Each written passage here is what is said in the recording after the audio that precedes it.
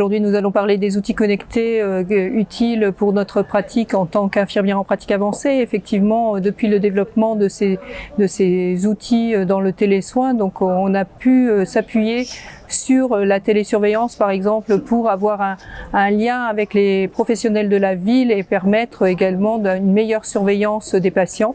La téléexpertise aussi nous permet de développer les conseils qu'on peut donner quand on est hyper spécialisé à l'hôpital, des conseils appropriés aux professionnels de la ville. Et tout ce qui est téléconsultation permet aussi de nous rapprocher des patients sans les faire venir à l'hôpital et les laisser dans leur lieu de vie.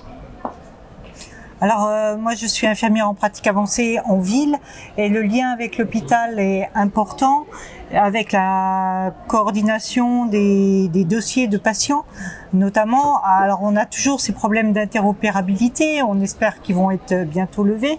Néanmoins les outils connectés nous permettent de l'information quasiment instantanée avec l'hôpital, avec un système d'alerte qui fait qu'on a une réponse assez rapide avec des médecins et des spécialistes qu'on n'a pas forcément disponibles en ville et c'est vraiment une plus-value pour le suivi des patients.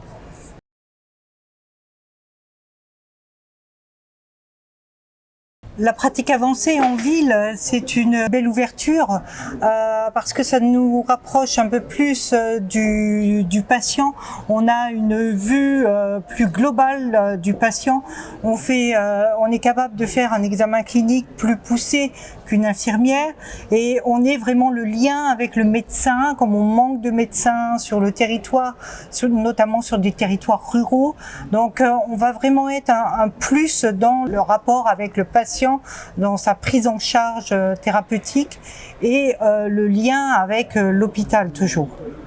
Donc à l'heure où on parle beaucoup des maladies chroniques et des patients qui sont en constante augmentation ainsi que de la population âgée, effectivement le développement de la pratique avancée a permis aussi de renforcer les missions de dépistage de fragilité. Aussi on a un vrai rôle dans la prévention à l'heure actuelle où le ministre nous dit qu'il faut vraiment axer notre politique sur la prévention. Il me semble qu'on est un acteur majeur pour réaliser ces actes et permettre à ce que les patients qui sont atteints de maladies chroniques restent stables dans leur maladie et évitent des complications.